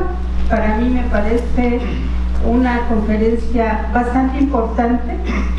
Siempre la facultad se ha distinguido en esto, en ponernos a discusión. A mí me parece asombroso cómo el doctor nos lleva a contemplar escenarios diversos. La doctora Ruiz también nos plantea una forma de pensar. Entonces, eso es lo importante que nos deja esta facultad, el ser críticos ante una situación de gran revolución científica, ¿sí? En ese sentido, muchos de nosotros nos dedicamos a las matemáticas, a la física y en su caso a la biología, pero necesitamos ese cuestionamiento de la ciencia que estamos haciendo, y cuando lo entendemos y lo comprendemos podemos dirigir ese conocimiento. Finalmente se están creando aquí los grandes científicos, y yo considero que llevar estas reflexiones nos lleva a ubicarnos en este tiempo, siglo XXI, para cuestionar y para hacer lo que nosotros queremos hacer, la ciencia como un bien común. Yo creo que eso es lo más importante. Gracias, compañera. Compañero acá atrás, después aquí. Muchas gracias, doctor, por su ponencia. Lo escuché hace 6 años en Filosóficas con el doctor Olivé, De hecho, creo que hay dos momentos que usted muy acertadamente señaló. Hoy fue el problema de la hegemonía, como no lo menciona como tal, pero prácticamente ahí está. Y sobre todo también en su libro de la Revolución Tecnocientífica, la presencia del capital en la producción de conocimiento científico como tal. De hecho, creo que hay un problema de cómo se forma la racionalidad con la presencia del capital, y en este caso del capital de riesgo, en la transformación de los equipos científicos en equipos tecnocientíficos dentro de una firma tecnocientífica. Y es en estos comités donde el que lleva la voz y el que lleva el cronograma de producción es precisamente el representante del capital de riesgo y la racionalidad que se está formando, lo cual es un problema bastante preocupante. En todo caso, parece ser que de ahí es donde se derivan los grandes problemas ambientales, científicos, sociales, etc. El segundo punto que quizás convendría pensarse es también sobre la cuestión de los extraños externalidades que están surgiendo en la sociedad cuando se externalizan este tipo de cuestiones. Es decir, cuando el equipo científico se convierte en capital variable, es decir, se convierte en un activo del capital, y el mismo conocimiento científico se transforma en bienes de capital de uso intensivo. Y por ejemplo, nada más para señalarlo, en el caso de las ciencias genómicas, están surgiendo unos marcadores raciales extremadamente extraños y sobre todo muy preocupantes. Muchas gracias. El compañero, y pasamos a la respuesta. Bueno, buenas tardes, David Núñez. Una pregunta, jugando a partir de la idea proyectiva... ¿Mande? ¿Carrera? Doctorado en comunicación digital. Jugando a partir de la idea de proyectiva que utiliza Kurzweil, ¿de qué forma la conciencia artificial cambiará las reglas del juego en todos estos sentidos?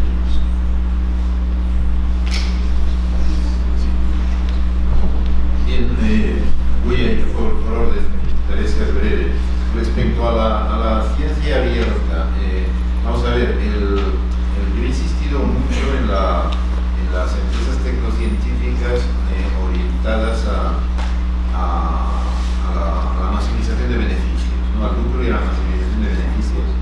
Pero hay agencias y empresas, ¿no? Pero hay otras que también son tecnocientíficas, ¿no? Y el ejemplo clásico pues es Greenpeace.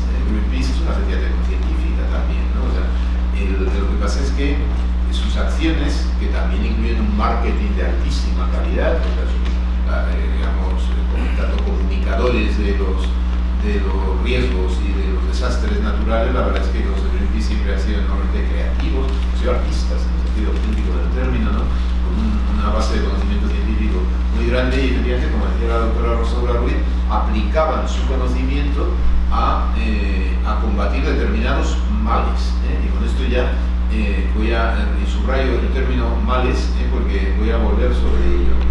Bueno, entonces, quiero decir con ello, ya pasando al Open Knowledge, ¿no?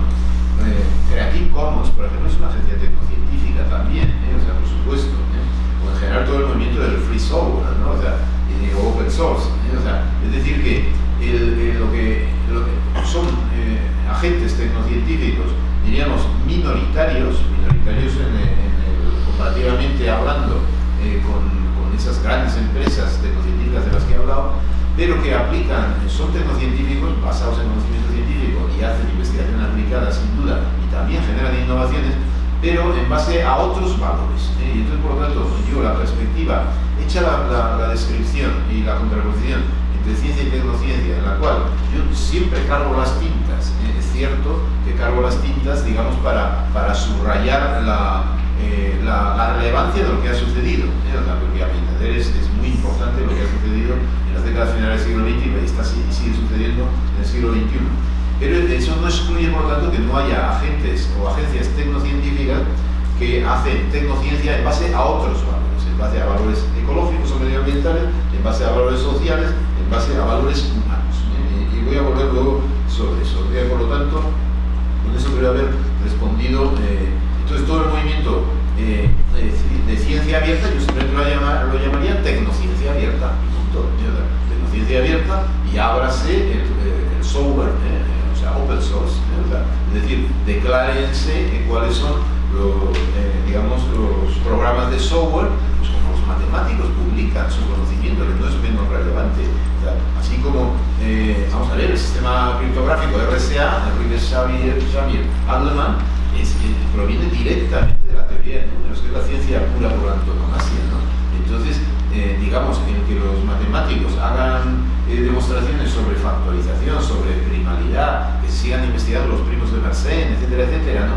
Y que luego otros señores a continuación eso lo capitalicen en el sentido estricto del conocimiento, como en la última intervención de capitalización, lo capitalicen para su propio beneficio, lo que era un bien común, que es lo que los matemáticos habían generado, exactamente igual los físicos, que publican en el archive, o sea, sus preprints. Entonces otros, efectivamente, lo orientan y lo capitalizan en base a valores económicos, a valores militares, etcétera, etcétera, ¿no? Quiero decir con ello que el tema central para mí es tecnociencia y valores, o sea, y por lo tanto, en la medida en la cual haya la tecnociencia y la investigación tecnocientífica y la investigación aplicada esté regida y guiada por otros valores diferentes a los que yo he descrito, que son los valores militares, los valores empresariales, basados en la maximización del beneficio y la maximización de la utilidad, contra la cual, lo digo ahora como filósofo, hay que estar en contra de la teoría, de la mal llamada teoría de la decisión racional. No voy a entrar en esta, pero hay que estar estrictamente en contra de la teoría de la maximización de los valores, pero no voy a entrar en esa cuestión. Entonces, en la medida en que las acciones tecnocientíficas y los proyectos de investigación estén basados en otros valores, entonces tendremos, efectivamente, como decía la doctora Rosaura Ruiz, una investigación aplicada, orientada, digamos, al bien de la humanidad y al bien de los pueblos, ¿vale? Y al bien del medio ambiente también, por supuesto. Y en segunda cuestión, de acuerdo con la segunda interviniente, con Margarita Hernández, sobre yo creo que es importante, y es importante hacerlo en facultades de ciencias precisamente, cuestionar las ciencias. ¿Por qué? Porque si no, creo que hay que introducir los temas, por ejemplo, de historia de la ciencia, una cierta noción de historia de la ciencia. Creo, y lo digo como estudiante que fui de matemáticas, ¿no? O sea, hay que tener unos conocimientos de historia de la ciencia para saber, efectivamente, qué han sido las ciencias a lo largo de la historia. Pero hoy en día, en la medida en la cual sí es cierta la hipótesis de que hay tecnociencia, es imprescindible introducir la cuestión como mínimo de los valores. O sea, ¿qué valores rigen en la ciencia? Que son normalmente los valores epistémicos. Esto es Hilary Putnam, quien ha demostrado digamos que hay valores propios de la ciencia. Mi libro de Ciencia y Valores digo lo mismo, y está el libro de Larry Laudan de 1964, de Science and Values. O sea, ya está bien de decir que la ciencia no tiene valores. Claro que tienen sus propios valores: la precisión, el rigor, la coherencia, la utilidad, la simplicidad, la utilidad, digamos, la generalidad, la adecuación empírica. Son valores de la ciencia, y hay que afirmar, por lo tanto, que la ciencia tiene sus propios valores, ¿vale? Pues la tecnociencia, exactamente igual. ¿Qué ocurre en el caso de la tecnociencia? Que hay algunos agentes tecnocientíficos que actúan en base a unos determinados valores, y en función de eso ponen tales y cuales objetivos, como los de Kurzweil y sus colegas, y hay otros, por el contrario, como Greenpeace, como Creative Commons, etcétera, que hacen tecnociencia también, pero en base a otros valores. Y efectivamente hay un choque ideológico, ¿de acuerdo? O sea, como decía la propia doctora Rosaura Ruiz, es decir, hay diferentes ideologías. Yo prefiero, insisto, en la perspectiva axiológica de los valores, y por lo tanto hay que cuestionar las ciencias, y en particular cuáles son los valores que en la práctica, aunque no se declaren, los valores implícitos u ocultos que guían las investigaciones científicas, y afirmar muy claramente, como ha dicho la segunda persona que ha intervenido, la ciencia como un bien común. Esto es un valor donde los hay. O sea, Merton hablaba de comunismo, ni más ni menos. no se cortaba un pelo a la hora del comunismo. ¿Por qué no? Comunismo epistémico. Comunismo epistémico está en los pitagóricos. Compartir los bienes epistémicos, pero no solo compartirlos con una comunidad, sino llevarlos al aula. Es decir, enseñar incluso las magnitudes inconmensurables. Es lo que hicieron los pitagóricos. Y esto es memorable. La matemática, no sé si lo saben ustedes, surge por escisión entre los acusmáticos y los matemáticos. Entonces los acusmáticos dicen, estos conocimientos musicales, astronómicos, geométricos y aritméticos que hemos generado son de nuestra comunidad. Eran comunitaristas, pero ahí hay unos cuantos pitagóricos que dicen, hay un ágora, compartamos estos valores con el resto de comunidades que componen la sociedad, ¿no? Entonces yo estoy claramente a favor de las matemáticas, no solo como bien común, de acuerdo, sino como bien público, que no es lo mismo. Es decir, el bien público para mí es más, es la res pública, la república del conocimiento, como en algunas publicaciones que aquí del producto del Instituto de Investigaciones Filosóficas han surgido. Bien. Entonces, dicho esto, no es lo mismo, por lo tanto, y estamos ante cuestiones políticas, claro está, eso no cabe la menor duda, ideológica, ¿no? Por lo tanto, hay unos valores que orientan la investigación científica y la aplicación de la ciencia en unas direcciones y otros en otros, y por lo tanto, la época de la tecnociencia se caracterizará por discusiones, debates, y por lo tanto que los estudiantes de ciencias tengan desde sus estudios mismos una capacidad crítica y tengan por lo menos esta dimensión me parece muy importante, y por eso lo digo en toda la Facultad de Ciencias. Bueno, entonces, tercero, yendo a la tercera cuestión sobre la hegemonía, entonces, efectivamente, perdón, usted lo ha dicho, la presencia del capital en la producción del conocimiento científico, pues esto es un hecho, es un hecho innegable, y por lo tanto que hay que analizar, y lo tienen que estudiar los historiadores, los economistas, etcétera, etcétera, ¿no? Y ver en las políticas científicas públicas hasta qué punto las políticas públicas están al servicio de este capitalismo del conocimiento o no. Y por lo tanto también en el ámbito de las políticas científicas puede haber clara divergencia, no voy a hablar ni de derechas ni de izquierdas, sino de valores contrapuestos que orientan las políticas públicas en una dirección o en otra completamente diferente. Y eso es la tecnociencia, y por lo tanto no hay que pensar que cuando estamos hablando de tecnociencia, dada la enorme influencia social, económica, militar que tiene la tecnociencia, pues no estamos hablando digamos, del paraíso, estamos hablando de un lugar donde hay dialéctica, donde hay confrontación, donde hay contradicción, por decirlo en términos clásicos. Bien. Entonces, por lo tanto, hay que ser críticos, sin duda. Yo he intentado ser crítico, y máxime cuando ya es el capital de riesgo, que no voy a entrar en este momento en esa cuestión, pero es completamente cierto, y que es el capital de riesgo quien orienta en último término las políticas, por lo menos de las grandes empresas tecnocientíficas. Pero bueno, ahora, ¿cuál es la postura, por lo menos la mía, y que coincido plenamente con la de la doctora Rosaura? Vamos, plenamente no, por lo menos en parte. Es decir, hay que hacer una apropiación social de las tecnociencias. Es decir, que en lugar de decir esto va de retro, va contra el medio ambiente, va contra las comunidades indígenas y sus conocimientos, es el capitalismo, etcétera, pues es cierto que estas tres cosas que acabo de decir son en parte ciertas, pero eso no impide, yo estoy claramente a favor de apropiarse de las tecnociencias, de apropiarse socialmente de las tecnociencias, en lugar de decir nos retiramos al desierto. Yo no tengo vocación de eremita, y todos mis elogios para los eremitas, vivirán felices, mucho más felices desde luego que yo, no me cabe la menor duda. Pero entiendo que hay que tener un compromiso público, insisto, cuando uno es científico y cuando uno es ingeniero y cuando uno es también estudiante de ciencias, ¿no? Y por lo tanto, el tener claramente como lema la apropiación social de las tecnociencias, y añadiría yo por mi parte, en base a valores, no solo apropiación, sino una apropiación orientada por valores como estos valores que hemos mencionado, la ciencia como bien común o la ciencia como bien público, pues a mí esto me parece, digamos, esta es mi postura personal política. Y por último, a la última cuestión de la conciencia artificial, pues bueno, si es que vamos a ver, es que no sabemos lo que es la conciencia, no sabemos lo que es la conciencia global como para saber lo que es la conciencia artificial.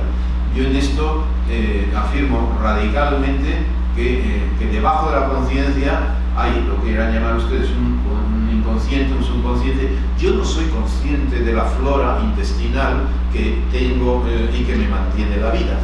No estoy hablando de Freud, que también, pero que simplemente que no somos conscientes en absoluto de los procesos fisiológicos que tenemos en nuestro propio cuerpo. Con lo cual, esto es Leibniz, son las pequeñas percepciones de Leibniz, y Leibniz tiene una teoría del inconsciente, que no es la freudiana, ni muchísimo menos, es una teoría perfectamente sensata, y por lo tanto, el reducir el ser humano a la conciencia es un error filosófico, que han cometido los fenomenólogos sobre todo, ¿no? Entonces quiero decir que cuando los expertos en inteligencia artificial dicen conciencia artificial, ánimo y a ello, yo les reto, y cuando conseguís la inconsciencia artificial, ánimo y a ello, ponemos a investigar sobre la inconsciencia artificial, investigar las bacterias que tenemos en nuestro cuerpo, que es el 10% de la biomasa, y que son imprescindibles para nuestra vida, para nuestro bienestar y para nuestra satisfacción personal. Y encima, hoy en día, desde que nos hemos enterado de cuáles son las correlaciones entre el ADN de la especie humana y el ADN de otras especies, pues sabemos perfectamente que en lugar de ser unos seres claramente diferenciados del resto de los seres humanos, el 90% de nuestra carga genética la compartimos con otras especies animales y vegetales también. Quiero decirles con esto, no voy a entrar en el debate del animalismo, que en España es muy candente, de que yo me declaro vegetalista, aunque los vegetales no sufran. ¿Por qué? Porque estoy a favor de la biodiversidad. Y si en algún sitio hay biodiversidad, es efectivamente en el ámbito vegetal, en el ámbito bacterial, de las bacterias. Ya para terminar esta intervención, soy bacteriófilo. Eso no quiere decir que no combata determinadas bacterias de que van a ser perjudiciales para mi organismo y para el de ustedes, pero hay otras que son altamente beneficiosas, y por lo tanto el conflicto de valores se produce en nuestro propio cuerpo, ¿no? Y desde luego también en nuestra mente, y es lo que hay que llevar incluso a las facultades de ciencias. O sea, yo, mi línea de reflexión filosófica claramente es orientada a los valores, que no es lo mismo que los objetivos, en absoluto. Termino con eso y voy a hacer un ataque a la racionalidad de medios fines. Esto es decir palabras mayores, pero muy brevemente la puedo hacer. Ser racional no significa elegir los mejores medios para conseguir un determinado fin, sino valorar los fines que uno quiere conseguir. Esta es la verdad. ¿Qué fines queremos conseguir a nivel político, a nivel científico, etcétera, ¿no? En base a valores, Entonces critiquemos los fines o maticemos los fines, o lleguemos a consensos, lleguemos a acuerdos en los fines y en los objetivos, pero en base a valores compartidos, porque los valores se pueden compartir y los objetivos, en cambio, son mucho más difíciles de compartir. Muchas gracias, Javier. Bueno, pues con esta declaración de bacteriófilo y de que hay que ver cuáles son los fines que hay que perseguir, vamos a dar por terminada esta sesión, y le agradecemos muchísimo al doctor Echeverría que esté con nosotros, y lo invitamos a que vuelva cada vez que quiera. Por otra parte, no se me vayan todavía, les agradezco mucho la presencia a todos y cada uno de ustedes, y agradezco a la Facultad de Ciencias por compartir de nuevo con el Seminario de la Modernidad ciertas inquietudes, a Alma Rosa Jiménez por todo su apoyo, y a Adriana Flores y Licea por su permanente apoyo en el Seminario de la Modernidad. Muchas gracias, y los esperamos 9 y 10 de noviembre con otra actividad. Gracias.